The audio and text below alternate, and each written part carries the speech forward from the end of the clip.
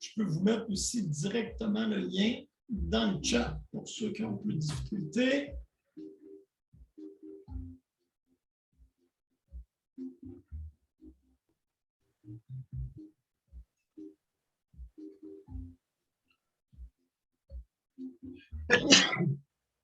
À vos soins. Merci.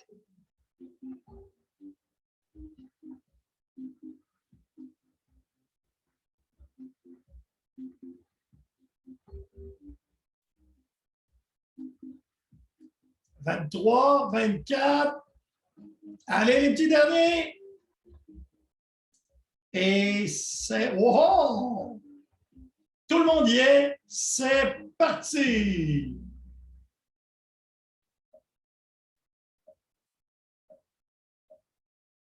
Question, choix multiple, plusieurs réponses pour une bonne réponse. Qu'est-ce qu'une base de données? Est-ce un programme avec de l'information? Un regroupement d'informations de même nature? Peut être sous format papier ou informatique? Un exemple, un roman, une tablette de notes vide. Eh bien, les deux bonnes réponses, c'était un regroupement d'informations de même nature et peut être sous format papier ou informatique. Dans les exemples qu'on avait donnés, un livre de recettes, un petit bottin de numéro de téléphone, une tablette vide, ce n'est pas une base de données. Et un programme avec de l'information, il y en a bien d'autres que les bases de données. Alors, nous avons, oui, en première position avec 1660 points, suivi de SQL M100. Prochaine question, choix multiple, plusieurs réponses. Selon Stack Overflow, quels sont les 3 langages de programmation les plus populaires? Est-ce Java, HTML, CSS, SQL, JavaScript? Donc, il y en a un qui ne fait pas partie des langages les plus populaires. 3 bonnes réponses. 10 secondes.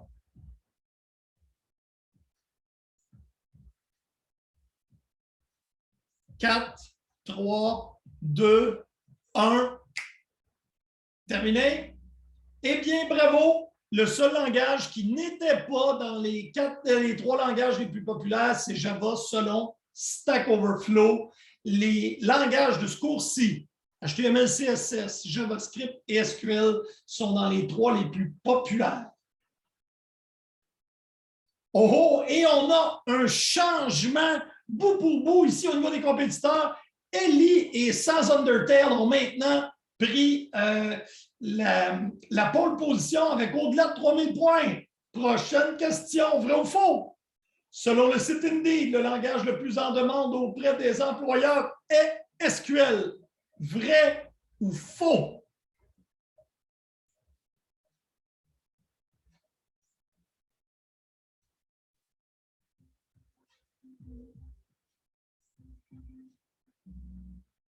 Eh bien, bravo à tous ceux qui ont dit vrai. C'est effectivement vrai. On regardait ça dans le dernier cours. Alors, Ellie continue à mener avec 4257 points, suivi de Sans Undertale. Mais on a point d'interrogation qui s'en vient, qui s'inscrit au tableau. Vrai ou faux encore? Le domaine de l'intelligence artificielle n'utilise pas les bases de données.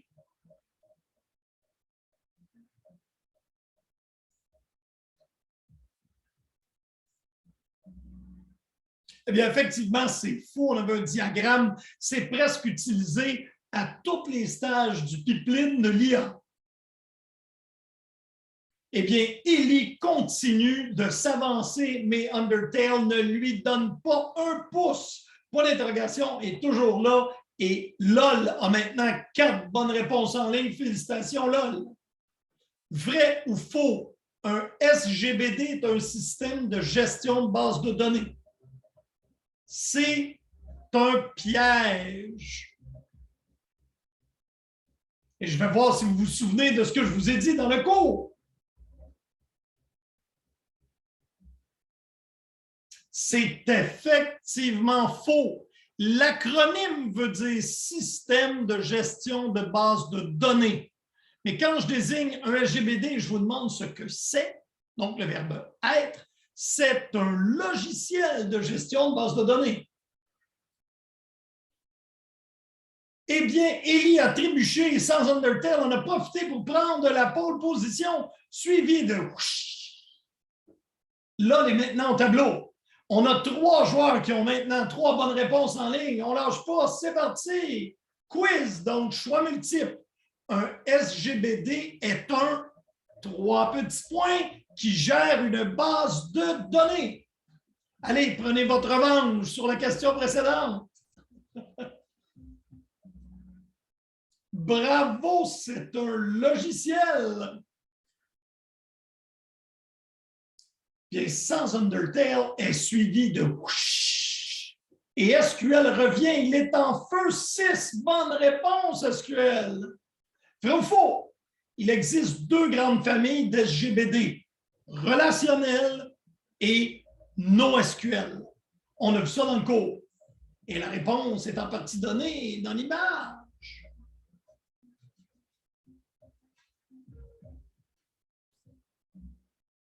Eh bien, bravo, il y a 2 très grandes familles. Il y en a d'autres, là, c'est fragmenté. Mais dominant, il y a 2 grandes familles, relationnelles et NoSQL. Eh bien, voilà, WSH a repris la position par à peine 60 points. Et sans Undertale a 7 bonnes réponses. Bravo WSH pour avoir pris la pole position, mais Undertale, 7 bonnes réponses, c'est excellent. Quiz, choix multiple. Je suis une base de données NoSQL qui regroupe l'information dans des collections de documents. Suis-je un dépôt clé-valeur, dépôt basé sur les colonnes, dépôt de graphes ou dépôt de documents? Elle n'est pas difficile, celle-là, il n'y a pas de piège.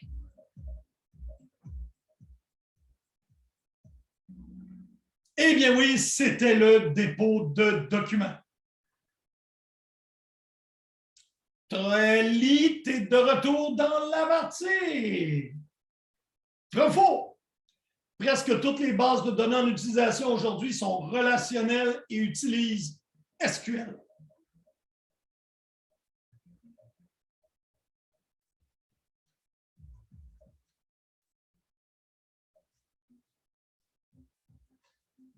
Allez, le petit dernier enregistre la réponse et ce sera terminé. 1-0. Eh bien, c'est vrai, c'est pour ça que c'est ça qu'on vous montre. La vaste majorité des bases de données sont relationnelles et utilisent le langage SQL. WSH a une superbe montée. Élie, bravo, 8784. Et sans Undertale à 8002, Brian, bienvenue sur le tableau des scores. Choix multiple.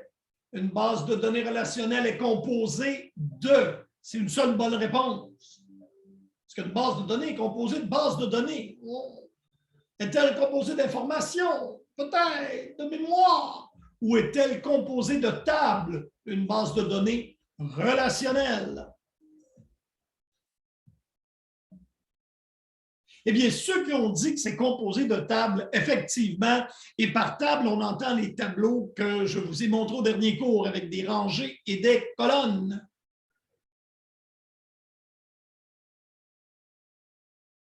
Eh bien, SQL fait une remontée et WSH est toujours seul en tête. Bravo, Raed. 3 bonnes réponses.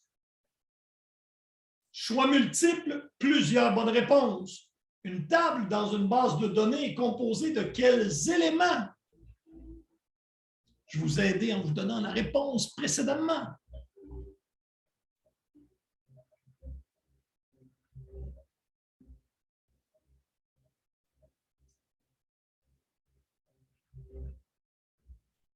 « 10 secondes pour les derniers. Allez. 5, 4, 3, 2, 1. C'est composé de rangées et de colonnes. Effectivement, bravo à ceux qui écoutaient. Eh bien, Ellie a pris la tête avec 400 points d'avance sur Sans Undertale. WSH suit de près. Et 19-19 a quand même 9 bonnes réponses. Félicitations. Choix multiple. Plusieurs bonnes réponses. Qui est l'intrus de l'architecture client-serveur? C'est-à-dire, qu'est-ce qui ne fait pas partie de l'architecture client-serveur?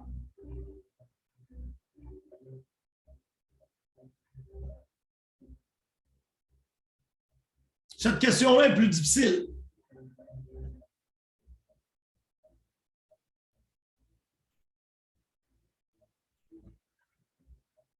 Mais on a vu un diagramme qui mettait clairement en jeu client-serveur. Il y avait seulement 2 morceaux. Eh bien, les intrus, ce sont effectivement le serveur d'application, sinon on travaille avec le serveur de BD, et les nuages. Parce qu'en fait, client-serveur dans nos diagrammes, c'est une application client qui se connecte sur un serveur de base de données. Ellie, c'est sublime. Sans Undertale, c'est rattrapé à peine 500 points. Alors maintenant, préparez-vous, c'est la dernière question. Choix multiple. Plusieurs bonnes réponses. SQL se divise en 4 types d'instructions, lesquelles vous sont indiquées ici-bas.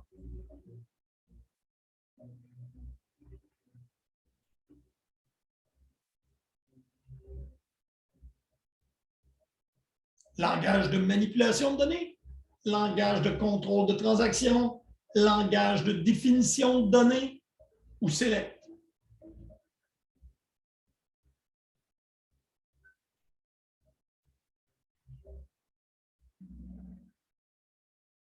Eh bien, c'était les 3 mots qui commençaient par langage. Il y en a un 4e, mais ce n'est pas select. Select, ça fait partie d'un type de langage. En fait, on l'inclut dans le langage de manipulation de données.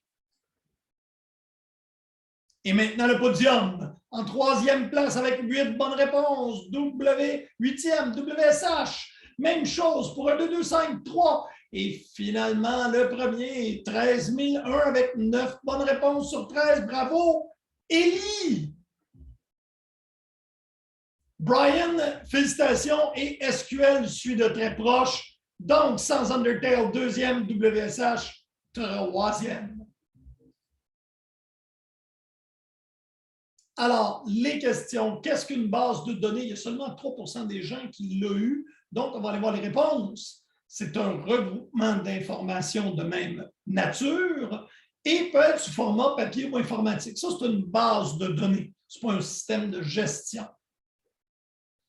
Ensuite, SQL se divise en 4 types d'instructions: manipulation de données, définition de données, contrôle de transactions et gestion de sécurité. C'était les 4. Donc, pas bon, c'était select. Client-serveur, bien naturellement, client et serveur. Une base de données relationnelle est composée de tables. Il y a d'autres objets, mais je vous le dis, ce ne sont pas des pattes. Stack Overflow disait que notre cours serait le cours le plus apprécié, car nous allons voir ensemble les 3 langages les plus utilisés. Alors, félicitations à tous ceux qui ont participé. Vous allez économiser du temps sur l'étude. Alors, on va présenter le matériel qu'on couvre aujourd'hui. Il y a une partie du cours qui va être un cours magistral sur les gestionnaires de version. Et suite à ça, on a un laboratoire Git. Je vais peut-être faire l'actualité avant. Alors, le caout, c'est fait. Donc, les objectifs pédagogiques du cours d'aujourd'hui, qui sont les séances 3 et 4 du cours, c'est comprendre pourquoi on utilise un logiciel de gestion de version. Comment différencier les différentes architectures? Il y en a 2 principales, centralisées et distribuées. C'est quoi les inconvénients et les avantages de chacune des architectures? Git, c'est quoi? On va utiliser les commandes de base de Git. On va créer notre premier dépôt local, on va y ajouter des fichiers et on va interroger notre dépôt. Donc, on va voir spécifiquement qu'est-ce qu'un gestionnaire de version, pourquoi on utilise un gestionnaire de version, les types d'architecture, leurs avantages, et après ça, on va se concentrer sur Git. Donc, la gestion des versions, excusez-moi. Alors, en fait, un logiciel de gestion de version vient de l'anglais Version Control System. C'est un logiciel qui permet de stocker un ensemble de fichiers et garde l'historique et la chronologie de ce qui s'est passé. Ça me permettrait, par exemple, de récupérer des fichiers dans le temps. Donc, les objectifs permettent le suivi de toutes les versions du code source. Qui a fait quel changement à quel moment? On peut récupérer des versions antérieures, regarder les conflits et les différences et permettre de fusionner des changements simultanément parce qu'on est plusieurs à avoir travaillé puis on va arriver à une version commune. C'est tout ça que nous permet de faire la gestion de version. Pourquoi on fait ça? Bien, entre autres, si on perd un fichier, on peut récupérer. On peut revenir à un état stable, on est après faire du développement, puis là, d'un coup, on compile, il n'y a plus rien qui fonctionne. On va reculer dans le temps et on va recompiler, voir où est-ce que ça revenait. Dans le cadre des opérations courantes, même Git, qui n'est pas un logiciel qui est toujours simple, ça demande très peu de travail additionnel, 2 commandes, git add, git commit. Permet de faire du développement non linéaire. Donc, on va avoir différentes personnes qui vont travailler peut-être même souvent ensemble sur les mêmes parties du projet. C'est ça la beauté d'avoir un système de gestion de version. Et ça nous facilite le partage parce qu'on est capable de tous partager un dépôt centralisé. Alors ici, on a à l'écran 2 types d'architecture. Je vais commencer à droite, celle qui est centralisée. On voit un dépôt sur le serveur en haut et en dessous, on a nos postes de travail. Et là, on travaille sur notre version de travail et on fait un commit, on pousse nos données vers le serveur, puis quand on a besoin, on va les rechercher. Et on voit qu'il y a un seul dépôt. Repository, c'est l'anglais pour dépôt. Tandis que dans le mode distribué, on voit qu'il y en a 4. Dans le mode distribué, chaque poste de travail, qui est la bulle grise, si vous voulez, possède son dépôt et travaille localement. Ensuite, elle synchronise avec les push et les pulls qu'on voit vers un dépôt centralisé. Donc, je vais parler du modèle centralisé. Et on voit ici un modèle centralisé. On a la version de la base de données du projet à droite. J'appelle ça une base de données, même si ce n'est pas une base de données SQL au sens propre. Et dedans, on a les versions 1, version 2, version 3 de chacun des fichiers.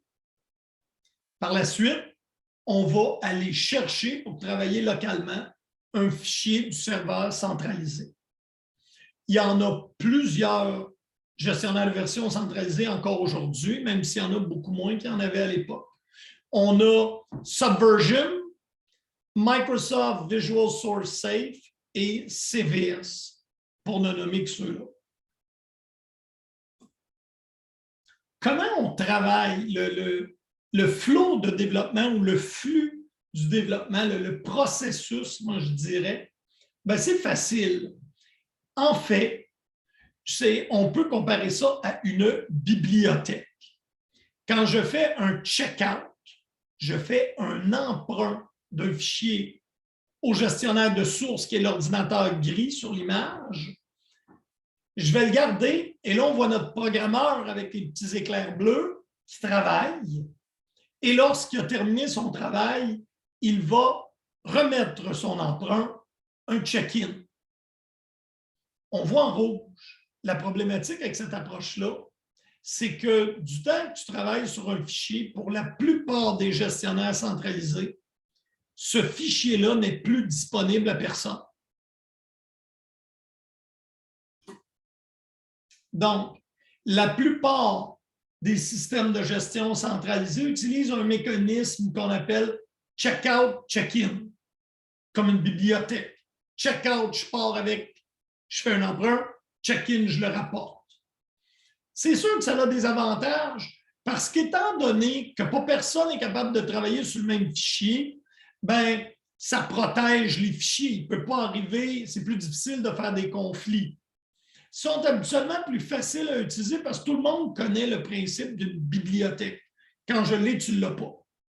Et ça permet une meilleure utilisation de l'espace parce que quand on a regardé les diagrammes, le diagramme centralisé, il y a une seule base de données. Donc, je ne me retrouve pas avec plein de BD un peu partout. Par contre, si j'ai besoin de partager des fichiers qui sont en cours de développement, bien, ça va moins bien. Ensuite, ça demande une connexion rapide au serveur.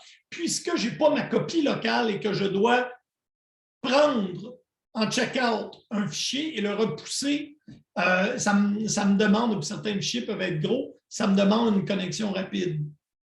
Ensuite, un point unique de bris. Je perds le serveur centralisé, puis personne ne peut travailler. Et le mode de pensée, c'est fichier par fichier. Alors, vous comprenez que dans des projets web, tu as des fichiers pour créer une base de données, tu as des fichiers CSS, des fichiers HTML, des fichiers JavaScript. Ça ne va pas bien si on ne peut pas travailler avec tout cet ensemble-là à la fois, parce que c'est rare qu'on exécute juste l'HTML sans le CSS. Donc, c'est plus difficile sur ce type d'environnement de travail-là. Les systèmes distribués, eux. Bien, premièrement, on va regarder notre petit diagramme.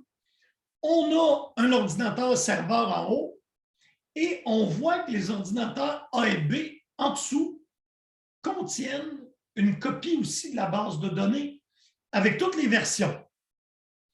Et nous, on va, dans ce cours-là, se concentrer sur Git, mais comprenez, ce n'est pas le seul. Il y en a plusieurs autres systèmes de contrôle de version distribués. Il y a Mercurial, il y a BitKeeper, bon, et naturellement Git. Vous devez comprendre que chaque ordi va se prendre une copie complète du dépôt. Donc, c'est sûr que si tu es 20 à travailler, ben, le dépôt est répliqué 20 fois. Par contre, quand tu travailles en interaction locale. C'est donc beaucoup plus rapide.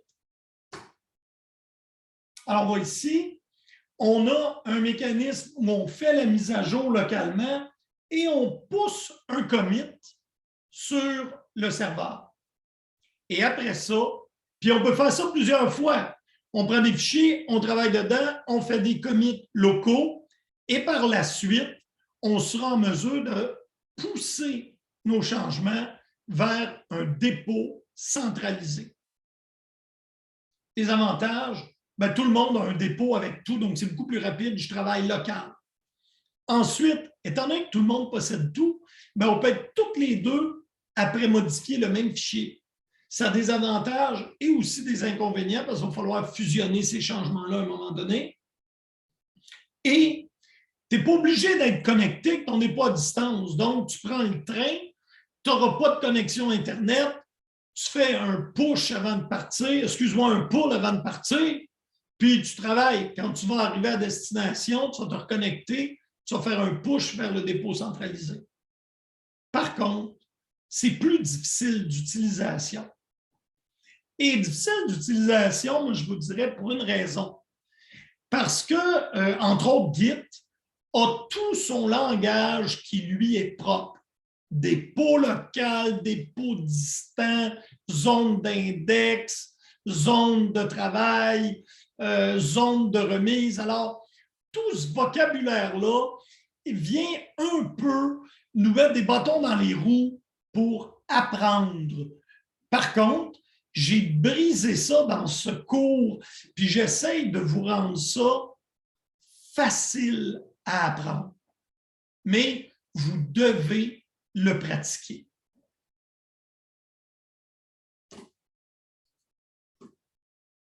Alors ici, on a le même processus de développement.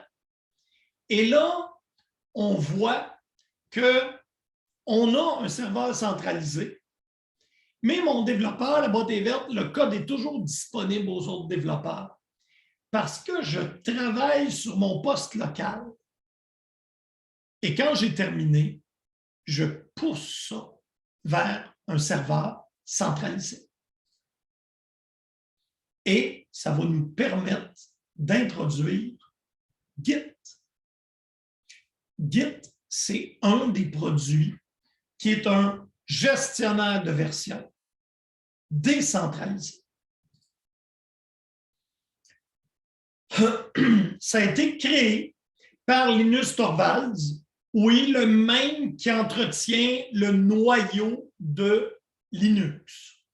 Il a fait ça en 2005 parce qu'il y avait des besoins très spécifiques. Quand on fait du logiciel en source libre, ben, on se retrouve souvent avec des grosses équipes. Et le noyau de Linux a été développé en C. Alors, il devait se retrouver plusieurs à développer du code, puis il trouvait que les solutions existantes sur le marché ne rencontraient pas les besoins de l'équipe de développement. Alors, il a commencé à travailler sur Git. Et ici, ce qu'on voit, c'est un résumé de l'architecture de Git. Les cylindres représentent les zones de Git qu'on va apprendre à travailler avec et les flèches, ce sont les commandes de Git et leur effet. On va tout voir ça, croyez-le ou pas, à la fin du module sur Git, vous allez connaître l'ensemble des zones de Git et ce que font les commandes. Alors, pourquoi on apprend Git au collège? Bien, premièrement, parce que c'est le plus populaire des logiciels de contrôle de version. On voit ici, sur une période de 20 ans ou à peu près, là, la popularité de Git qui est en rouge sur les questions sur Stack Overflow. Et si on les compare à Mercurial et CVS et Perforce, vous voyez qu'ils sont tous en déclin. Plus populaire ne veut pas dire plus simple, plus facile, puis plus plaisant à utiliser. Ça veut juste dire que si vous trouvez un stage, il y a de grosses chances que l'entreprise dans laquelle vous travaillez ait Git. Alors, c'est pour ça, c'est pour vous faciliter la vie et c'est aussi un très bon produit. Et ici, on a aussi les questions sur Stack Overflow et on voit, entre autres, jaune qui était SVN là, autour des années 2010, c'était le produit dominant pour le contrôle de version. Et on voit tranquillement, pas vite, que ce produit-là s'est éteint. Pour aujourd'hui, avoir pratiquement plus de questions sur Stack Overflow. Et Git, lui, se maintient. Alors, maintenant, on va apprendre les bases de Git. On peut s'imaginer que Git, c'est une base de données complète pour tous les fichiers de votre projet. Et là, si on regarde ici, on va avoir ici les commits dans le temps. Donc, à la première fois que je fais une sauvegarde, mieux connue sous le nom de commit dans le monde de Git, on va avoir les fichiers A, B et C en version 1 qui sont poussés dans la base de données. Notre développeur va faire des modifications au fichier A qui devient A1 et C qui devient C1. Et il va refaire un commit, re-sauvegarder dans la base de données de Git. Et là, j'aimerais attirer votre attention sur le tire-T. Le tire-T du fichier B est là pour nous indiquer qu'étant donné que le fichier B n'a pas changé, on ne le rechargera pas dans la base de données de Git. Nous allons seulement garder un pointeur vers la version précédente. Donc, vous pouvez penser à Git comme une base de données des changements. Hein? C'est pour ça qu'on va être capable de se promener. Si on regarde au temps 3, ben on a maintenant deux fichiers qui n'ont pas changé, A1 et B. Donc, les deux gardent un pointeur sur la version précédente et le fichier C2 est sauvegardé dans la base de données de Git. Donc, c'est ce qu'on entend par faire une référence au fichier déjà enregistré. Donc, et là, je vous disais la force de Git, c'est que la plupart des opérations sont locales, ce qui nous assure tout l'historique placé sur votre appareil. Donc, au niveau de la rapidité, quand on fait des différences, quand on sauvegarde, c'est très, très, très rapide. Et Git précalcule les différences, ce qui aide aussi à sa rapidité légendaire. Diagramme de l'espace de travail. Je dois vous avouer que j'aime beaucoup ce site web, tant et tellement que je m'en suis servi beaucoup dans le cadre de la présentation et je vais aussi vous le montrer. Pourquoi je l'aime tant?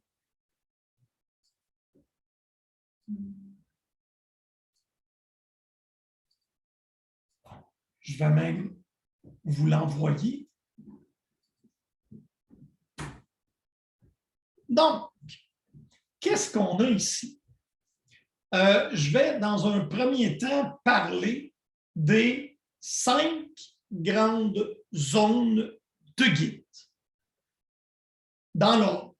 Celle qui est à gauche, c'est le plus proche de nous, puis à droite, c'est le plus loin.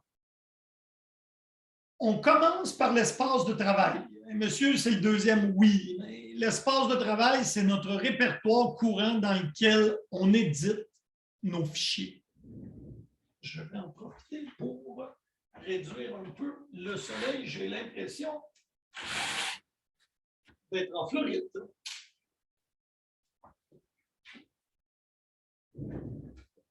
Alors, l'espace de travail, c'est le répertoire courant. Hein? Donc, si vous vous demandez c'est quoi d'ailleurs, ce site-là est interactif. Si vous vous promenez avec la souris, vous verrez les définitions en bas. Donc, l'espace de travail, c'est, si vous voulez, ça ici.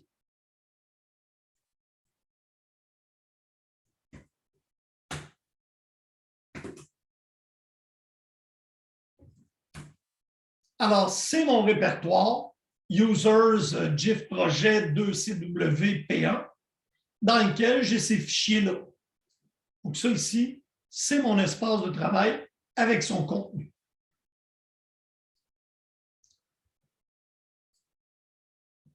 Ensuite, quand je travaille sur Git, je vais faire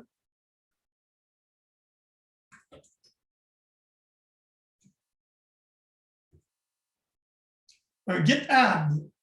Git add instruit Git que le fichier qui suit ira dans mon prochain commit, ma prochaine sauvegarde. Donc, je travaille. Git, c'est rien de ce que je fais. Je fais un git add. J'ajoute le fichier dans son état actuel à l'index. Et quand je vais faire un git commit, il va s'en aller dans mon dépôt local. Les flèches qui sont ici, voyez-vous, git add.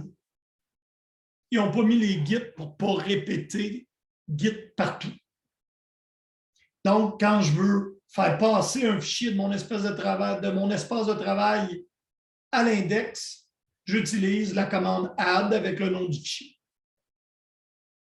Et quand je veux faire un commit, qu'on va prendre à faire, bien, ça va prendre ce qui était dans l'index et ça va l'envoyer dans la base de données de Git qui s'appelle le dépôt local. Et si on travaille avec un dépôt distant, ben, on va apprendre les commandes git push et git pull pour tirer les références du dépôt. Donc, vous devez connaître sur le bout de vos doigts ce diagramme qui vous est présenté parce que vous devrez le libeller correctement dans un quiz et un examen. La remise, l'espace de travail, l'index, le dépôt local et le dépôt distant.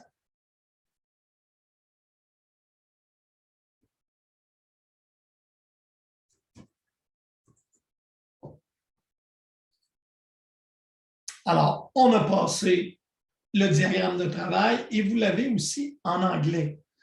Et vous devez maîtriser les deux parce que si vous lisez, vous faites des recherches des fois sur Internet, les termes, même dans des sites francophones, parlent de repository au lieu du mot dépôt, local repository, dépôt local, upstream repository, GitHub, GitLab. Donc, c'est ça. L'index porte le même nom. Il y en a d'autres qui appellent ça le stage area, workspace, espace de travail, et stash, la cachette ou la remise. Et vous pouvez la mettre en anglais. Les commandes ne changent pas, bien naturellement, mais là, le reste, c'est tout le site se comporte en anglais. Alors, quand tu cherches comment faire quelque chose, moi, je me réfère souvent, je me dis, comment je pourrais prendre quelque chose de l'index puis le ramener dans mon espace de travail? Si vous cliquez dessus et vous voyez la commande avec le sens de la flèche, eh bien, checkout me permet de prendre quelque chose qui est dans l'index et de me le ramener dans mon espace de travail, soit dit en passant, pouvant écraser ce que j'ai dans mon espace de travail. Et vous voyez, en bas du site web, on a la définition de ce que fait la commande.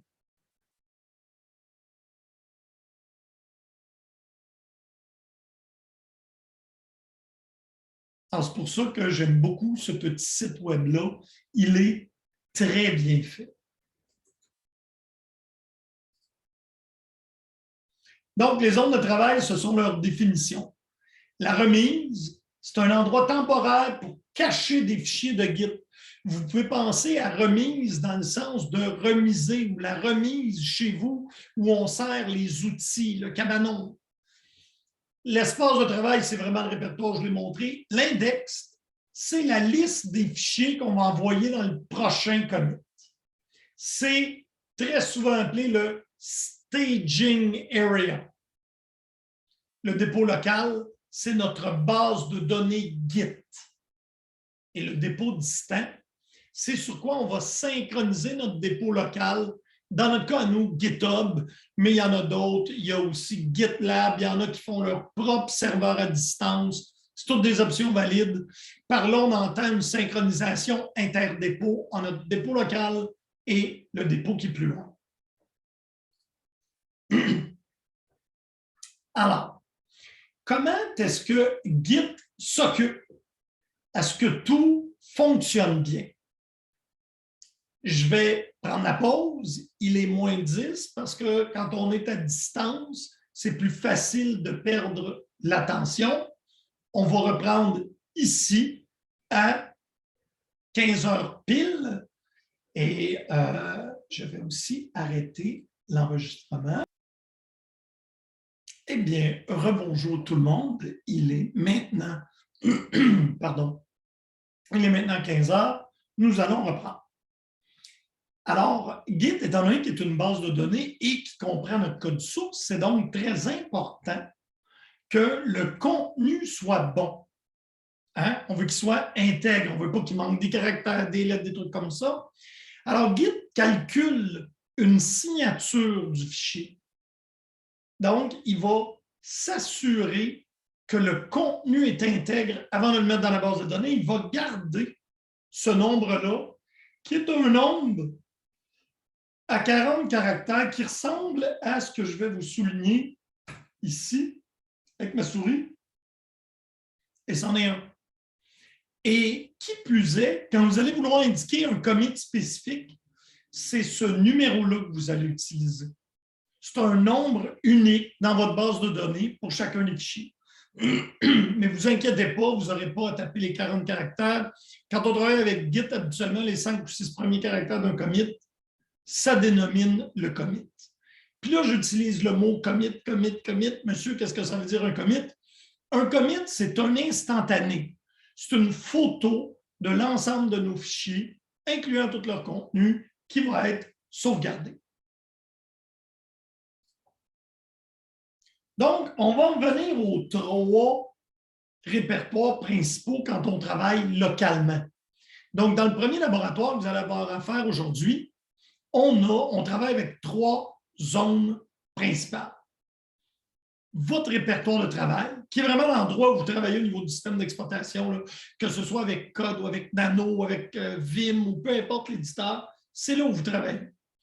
Par la suite, il y a la zone d'index, communément appelée Staging Area, mais vous allez toujours m'entendre l'appeler l'index.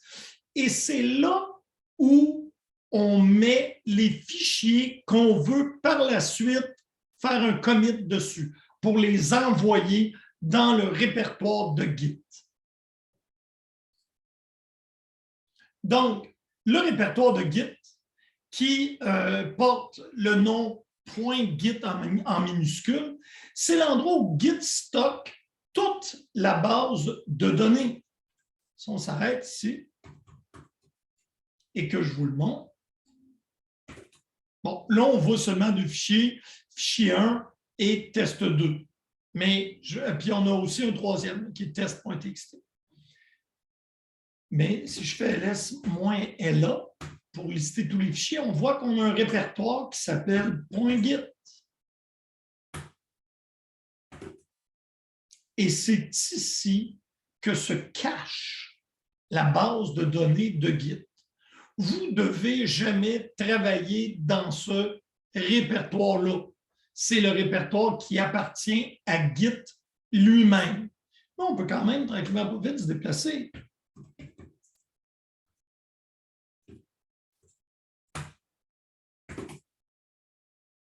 Et là-dedans se trouve toute ma base de données répartie en petits répertoires. Et là, ça doit être mon commit. C'est des points pour revenir au répertoire précédent.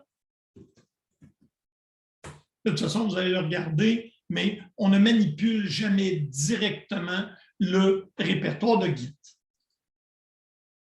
Donc, suite à ça, notre répertoire de travail, lui, on est capable de le sauvegarder et aussi de le réextraire au besoin. Et la zone d'index, c'est un fichier dans le répertoire Git qui stocke les informations pour savoir qu'est-ce qui va faire partie de la prochaine sauvegarde.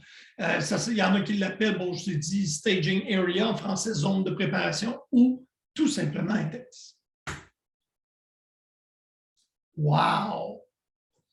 Eh bien, on voit ici notre Staging Area. Hein, il est en gris. Et si on s'en vient ici, là, j'ai 3 fichiers, je vais en créer un nouveau. Nano test 3.txt test 3 CTRL-X. Donc, j'ai un fichier additionnel et on va demander à Git de nous donner le statut. Donc, ici, j'ai 2 fichiers qui n'ont pas encore été commis. Ils ne sont pas sauvegardés. Là. En fait, un qui s'appelle test2. Donc, il est à l'index, mais il n'est pas commis. Et test3 ici, qui est non suivi. Donc, ce n'est pas le répertoire de travail qui est suivi par Git. C'est les fichiers que je vais ajouter à l'index. Donc, on s'en vient ici et le rouge, c'est lorsque je crée un fichier et que je l'ajoute à l'index. Donc, on va maintenant... Pardon, rouge, c'est qu'il n'est pas ajouté à l'index. Donc, je vais maintenant l'ajouter. Git add et c'est test 3. Et si on redemande un statut, on voit qu'on a 2 fichiers prêts à être commis. Mais je vais faire un changement sur test 3 et regardez ce que ça fait. C'est nano.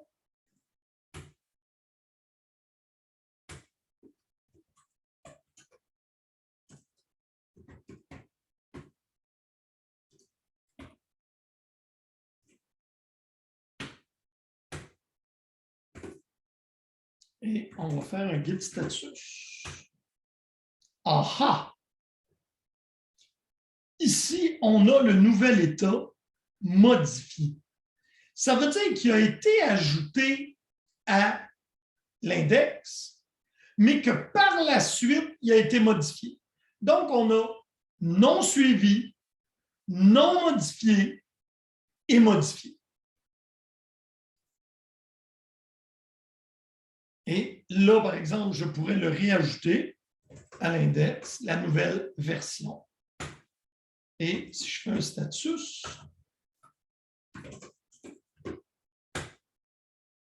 on voit qu'on n'a plus de fichiers modifiés. On a 2 fichiers qui n'ont pas été commis. Et on peut faire un git commit, un message.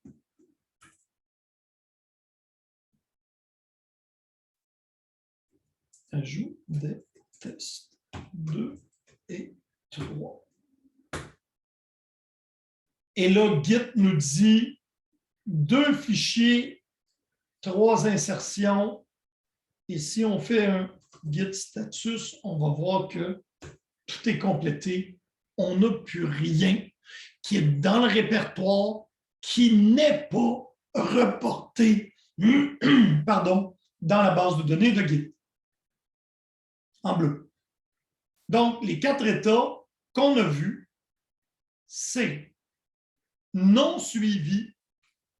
Hein? Ça veut dire que j'ai créé un fichier, mais je ne l'ai pas encore ajouté à l'index. Donc, Git sait qu'il ne le connaît pas. Hein? Il n'est pas connu. Il est arrivé dans la pièce, mais il ne s'est pas présenté aux invités. Suite à ça, je le présente aux invités. Il est maintenant non modifié. Ça veut dire que la version qui est dans l'index, c'est la dernière version qui est dans le répertoire de travail. Si je le modifie encore, le fichier, et qui était à l'index, il va devenir un fichier modifié en orangé. Et il va falloir que, si c'est cette version-là que je veux sauvegarder, il va falloir que je la réajoute à l'index. Quand j'ai terminé, je fais mon commit et ça s'en va dans la base de données de Git comme comité. Donc, un fichier a toujours 4 états. Les 2 états les plus loin, non suivis, Git ne le connaît pas, et commis. Puis entre les deux, soit que le fichier est à l'index, mais non modifié, unmodified dans le répertoire courant, ou modifié, ça veut dire que la version de l'index et la version dans le répertoire courant n'est pas les mêmes. Donc, si on fait un résumé jusqu'à maintenant, Git, c'est un logiciel de gestion de version.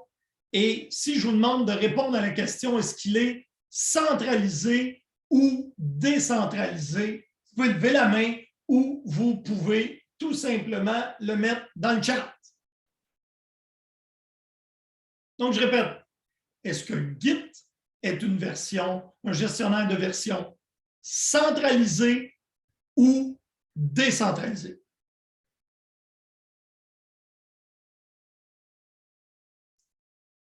All right, vous avez compris, c'est décentralisé et justement, c'est pourquoi qu'on peut l'utiliser localement.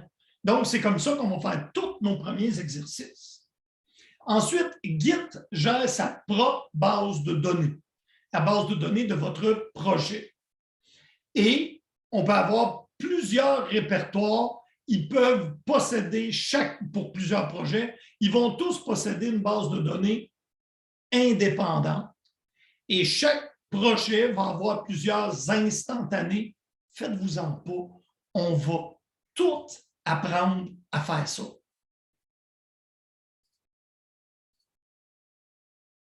Donc, on peut avoir une utilisation mono-utilisateur. C'est ce qu'on va faire aujourd'hui sur notre base de données, dans le petit répertoire caché que je vous ai montré, puis on va avoir toutes les versions qu'on veut faire. Comment on va travailler quand on utilise une version monoposte? Bien, premièrement, on va initialiser notre répertoire avec getinit. Bien, on va le créer pour commencer.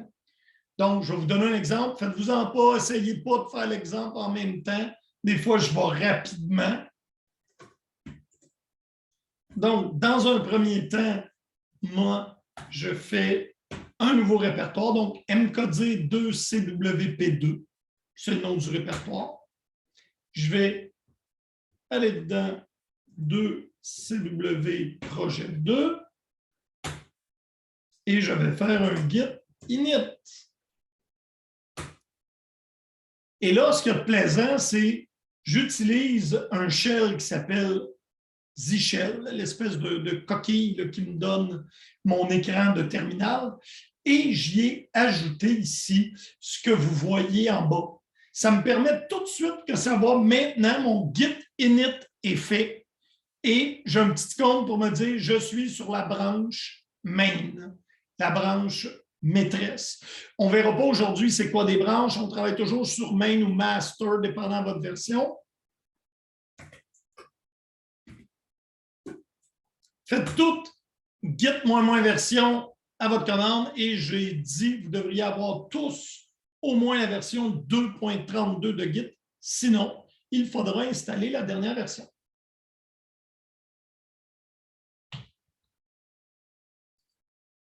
Donc, on fait git init. Après ça, on va éditer. Oui, je te reviens, Abdul, laisse ta main ouverte. Donc, on va partir Visual Studio Code.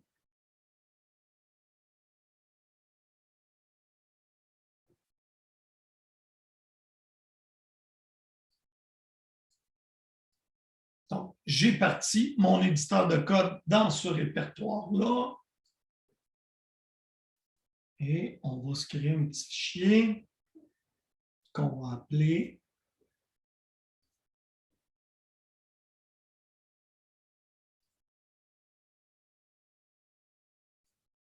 index.html.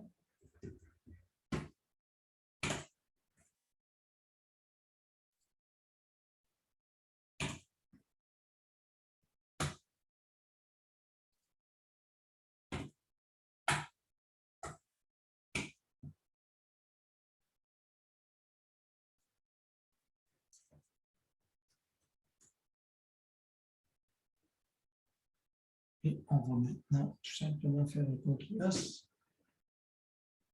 Là, je ne vous apprendrai pas tout de suite comment travailler avec Visual Studio Code, mais le troisième icône ici me permet de travailler avec Git. On ne travaillera pas pour le moment avec ça, mais je vous dis, c'est disponible. On revient à l'interface de commande. Le git init, on le fait une seule fois pour tout le répertoire, on ne fera jamais ça. Et les deux autres commandes que je vais vous faire, git add point, c'est-à-dire ajoute tous les fichiers dans l'index et git commit. Je vais mettre le commit spécial.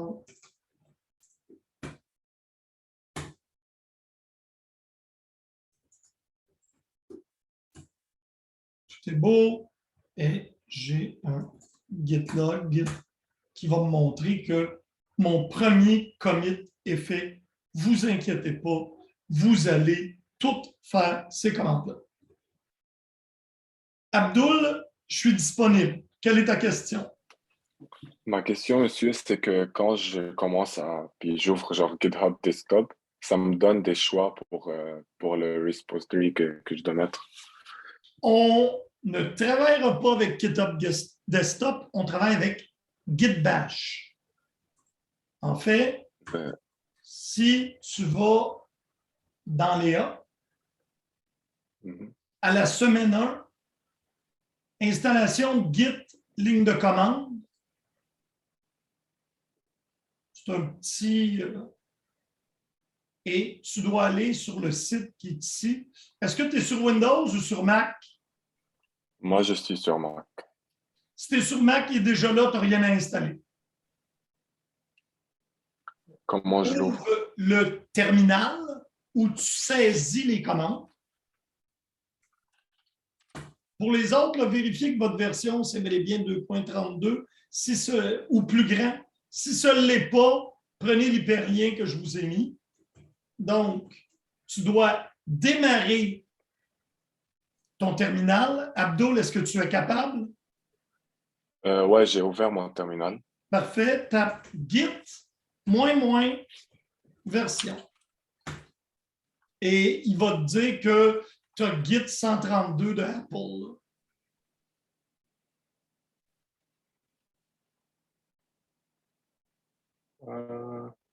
Maintenant, il me dit Git version 2.32.0. Et voilà. Il est déjà installé. Tu as tout ce que tu as besoin pour le cours. OK, fait comment je commence à faire comme vous parce que j'ai Non, pas vraiment les couleurs. il y a un laboratoire qui suit. Tu vas faire toutes les commandes. Tu n'as pas à t'inquiéter. Parfait, c'est bon. Merci, monsieur. Il n'y a pas de problème, ça fait plaisir à nous.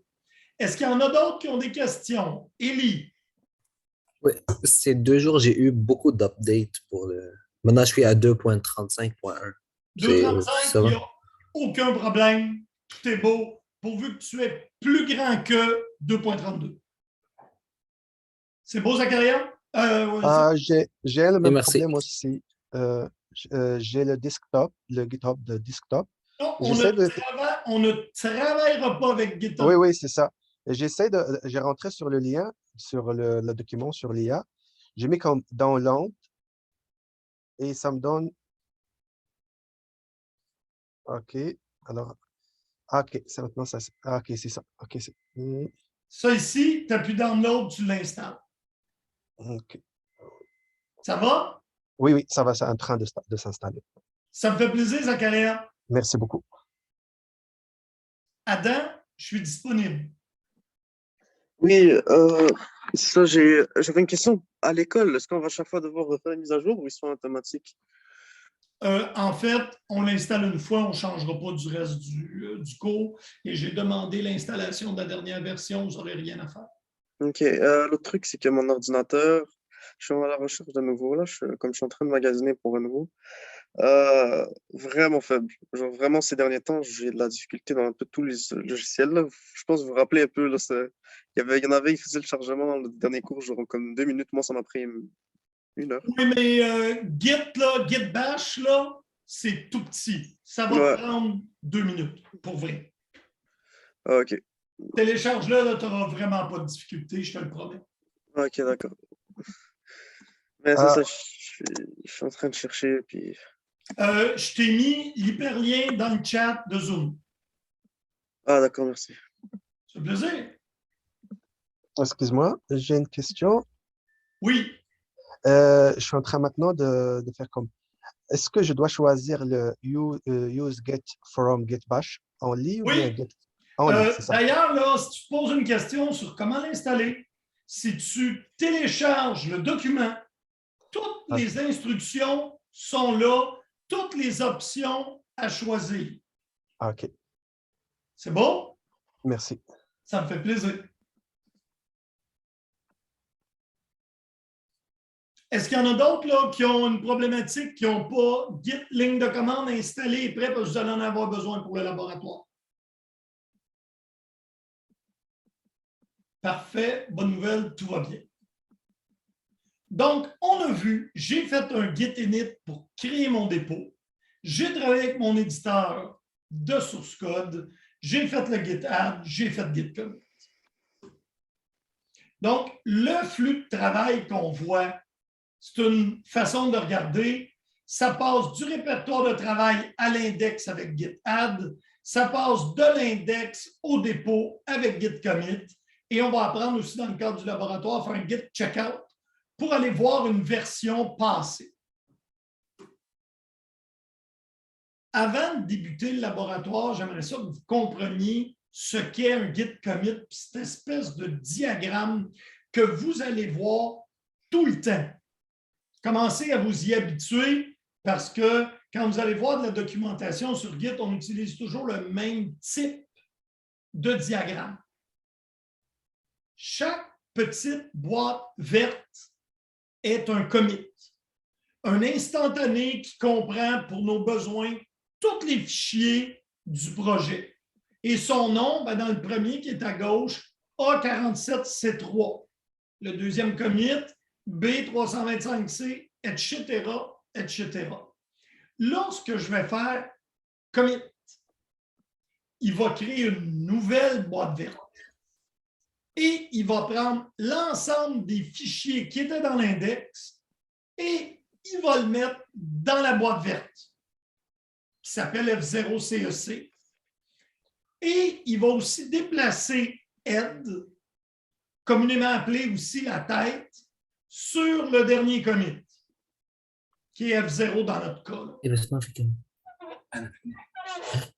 Bougez pas, faites attention, ceux qui ont leur micro ouvert, bougez pas, je vais faire un mute. Et un mute, voilà. Alors, donc, il faut juste comprendre ce diagramme-là. Lorsqu'on fait un nouveau commit, il crée une petite boîte verte, il met son SHA, son long nombre, et ça comprend tous les fichiers qui sont dans l'index. Donc, il ne prend pas une copie du répertoire, il prend une copie de ce que tu as pris la peine de mettre à l'index. Mais si tu fais ton git add tout de suite avant de faire ton git commit, naturellement, c'est comme prendre un instantané de ton répertoire de travail. Et même ici, c'est le nom de la branche. Il y en a un autre là-bas qui est stable, là, on ne discutera pas de ça. Mais si vous voulez, des commits peuvent avoir une étiquette de branche, puis on va apprendre dans le prochain cours comment travailler avec les branches. Pour le moment, on va toujours être sur la branche master ou la branche main, c'est équivalent. Donc, on a vu ce qui se passait quand je faisais un commit. Et là, ici, j'en ai fait 3. Il crée un nouveau commit qui pointe sur celui d'avant. Le dernier, là, ici, j'étais sur une branche qui s'appelle master. Le dernier qui est au bout, le 3e commit qui est en fait le 4e, comporte aussi, là, ce que je vais vous faire remarquer ici, c'est head. Head qui est le pointeur d'où est votre Git en ce moment. On va voir tantôt, quand on va faire le laboratoire, c'est possible de reculer sur différents commits. Et dans ce temps-là, le pointeur tête va se déplacer. Là, ici, vous allez me dire, oui, monsieur, je ne vois pas de git add. Non, effectivement, là, par souci d'efficacité, j'ai enlevé les add pour que ce soit un petit peu plus simple. Et ici, je donne un exemple. Je recule dans le temps pour aller voir le premier commit, celui qui a le libellé premier commit, parce qu'en fait, le second, le commit 0FC8867. Donc, pour faire ça, j'utilise la commande git checkout et le numéro du commit. Et ça écrase mon répertoire courant et ça met dedans l'ensemble des fichiers qui étaient là au moment du commit 0FC8867. Vous inquiétez pas si ce n'est pas clair, celui-là, on va procéder par l'expérimentation, mais je voulais vous montrer dans un premier temps avec des diagrammes ce qui va se passer. Parce que des fois, ça nous donne une image mentale. Ce n'est pas cet exercice-là qu'on va faire, vous n'êtes pas obligé d'aller là. En fait, on va finir la théorie avant de débuter le laboratoire. Peut-on travailler sur le même projet? Puis la réponse, c'est oui. Dans on peut avoir notre propre serveur Git, mais on ne verra pas ça dans ce cours-là. Il n'y a à peu près pas d'entreprise qui a son propre serveur Git. On met plutôt en place des petits serveurs comme GitHub. Et là, on a un remote qui est le dépôt à distance ou le dépôt distant sur lesquels on va synchroniser chacun des dépôts utilisateurs avec les commandes push pour pousser nos changements et pull pour aller chercher les changements. Alors maintenant, étant donné qu'on est en informatique, avant de faire le labo et que la sécurité, ce n'est pas important, c'est extra important, je vais souvent vous amener des articles que j'ai trouvés. Eh bien, ici, sous Bleeping Computer, mais là, c'est rendu à peu près partout, il y a une vulnérabilité qui s'appelle Polkit, P-O-L-K-I-T, qui est présent dans la configuration de défaut de tous les Linux et peut être facilement exploité pour donner un accès root. Alors, ceux d'entre vous qui roulent des serveurs Linux, arrangez-vous pour mettre à jour PWNKit et le CVE. Est-ce qu'il y a quelqu'un ici, c'est quoi ça, un CVE? Levez la main ou écrivez dans le chat.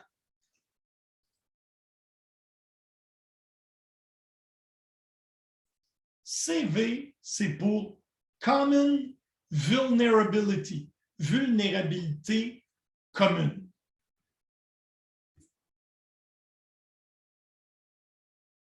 Et c'est maintenu de façon centrale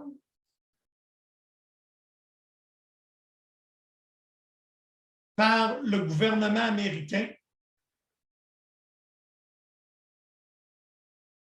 Et c'est la base des données des vulnérabilités. Et vous voyez ici, elle a un score très haut de 7,8. CVS, Common Vulnerability Score, 7,8. Alors, si vous ne voulez pas que votre nom un jour se retrouve là, avec quelque chose que vous avez développé, vous devez toujours y penser quand vous faites du développement.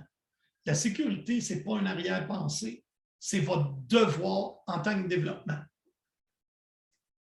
Alors, je répète, tous les serveurs Linux du monde, à l'heure actuelle, en date de vendredi, là, étaient susceptibles de se faire attaquer et dans des commandes qui ne devraient pas avoir les priorités de root, ils peuvent les avoir. Alors, c'était une. Et la deuxième, qui nous touche parce qu'on développe des sites web. Et est-ce qu'il y en a certains d'entre vous qui savent ce que veut dire le petit cadenas dans votre site web? Quand vous allez sur... Ah ben j'en ai un moi aussi, un petit cadenas. Qu'est-ce que ça veut dire, le petit cadenas dans mon navigateur? Nazim. C'est-à-dire que le protocole HTTP, il est encrypté, parce que le S, il veut dire secure. Oui. Et la deuxième chose, c'est que tu vois ici qu'il y a quelqu'un qui s'appelle Cloudflare qui certifie que TheRegister.com, l'entreprise ou son site web, c'est ces gens-là. Ça, c'est Cloudflare parce que c'est un certificat Cloudflare. Et là, ben, on a toute la signature électronique. Mais ça, il y a deux choses. On encrypte la communication et on s'assure que la personne sur qui on est connecté, c'est la personne qu'on pense que c'est. Et celui qui nous rassure, c'est Cloudflare. Donc, deux choses dans un HTTPS. Le S, effectivement, veut dire qu'on utilise le protocole TLS. C'est bon. Deuxième chose, c'est que le serveur sur lequel je suis connecté, c'est vraiment son nom, ça. Puis TheRegister.com, ben, c'est une entreprise, moi, de nouvelles informatiques, si vous voulez. Là, on a quelqu'un ici qui s'appelle Let's Encrypt. Pour ceux qui ne les connaissent pas,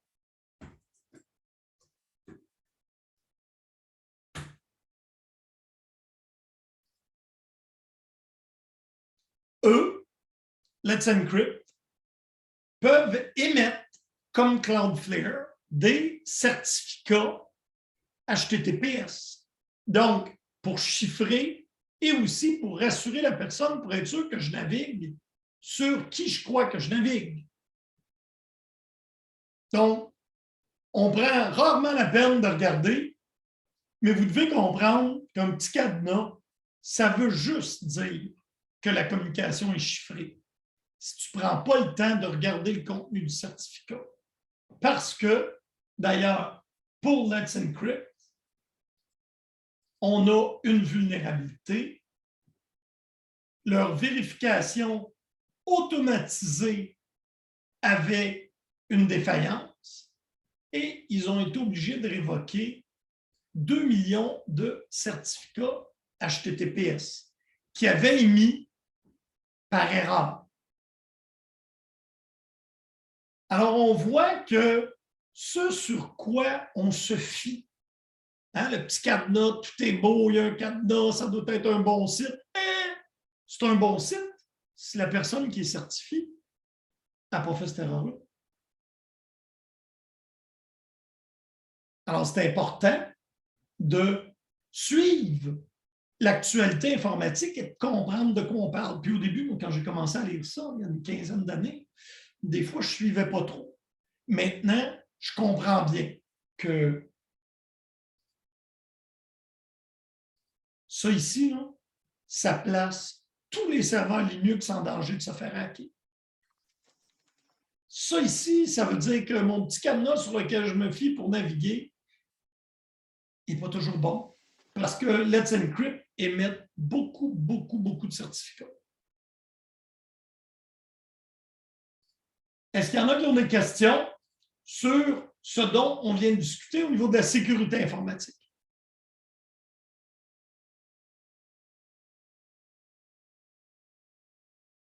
Parfait. Donc, on tombe. Oui, vas-y, il y a quelqu'un qui veut parler? Nazim? Non, c'était pas Yacine, c'est moi. J'ai une question. Vous pouvez revenir, pas sur Linux, mais sur... c'était quoi le nom? Encryptor, quoi? Let's Encrypt. Si tu voulais te faire un site web et que tu voudrais un certificat HTTPS, OK. eux, c'est gratuit. D'accord. OK, c'est good. Merci beaucoup. Tandis que tous les autres, tu vas payer pour.